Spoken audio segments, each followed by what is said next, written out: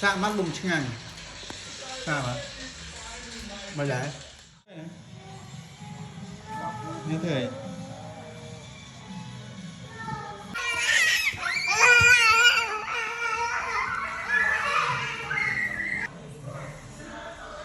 Ê, Sika!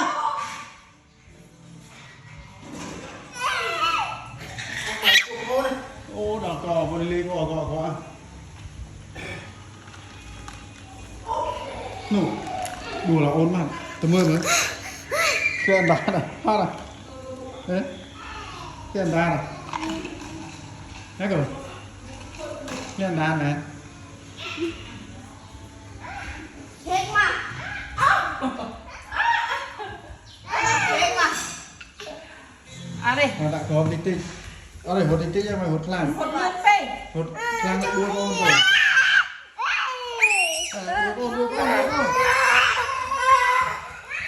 Đua con. Đua con tu. Tích. Đua con.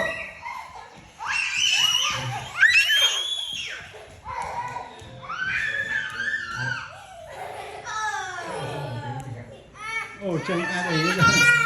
Bạn mẹ hết. Ôi, hết chung đi. Bạn mẹ hết.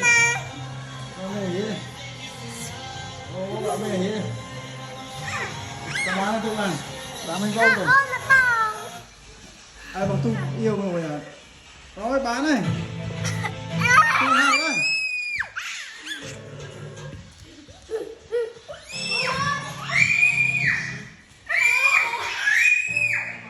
Này, tu hàng. Đùa là tung. Ê. Tung nào, bỏ qua lại. Hột Chụp. Để lại con cho. Ok đây. Ở đây. Bỏ qua ngon mặt lại. Chụp lên.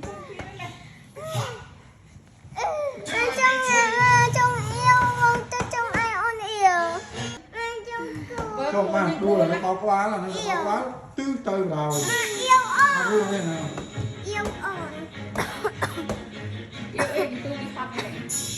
Ra đây này. Tại nhầm bài này. Bạn đây bôn. Bạn đây bôn cùng. Chụp lên. Tay nó rồi nhầm bài. Chụp lên.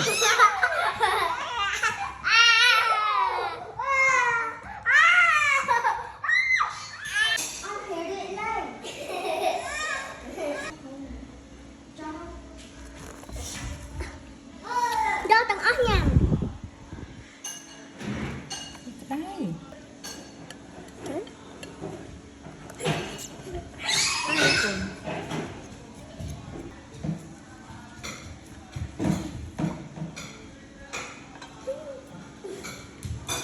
Nhầm mọi người.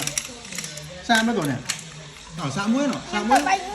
Ở đây nhầm mắt này. Xa muối. Đấy xa mắt